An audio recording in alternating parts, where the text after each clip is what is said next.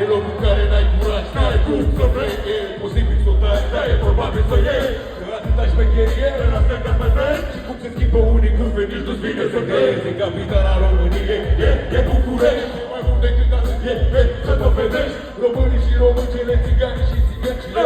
Guvernul banii diabolii, căinare. Mișteria și anii, cartierul și veteranii. Copiii și drogurile, armele, plapurile. Trebuie să înțelegi treburile, frate. Pe stradă dai de toate, combinate, amestecate peste poate, este greu. Aici ne facem treaba, ești cu noi de mereu. Nu e niciun sfat de dat, niciun contract de semnat. Suntem mafia pe viață.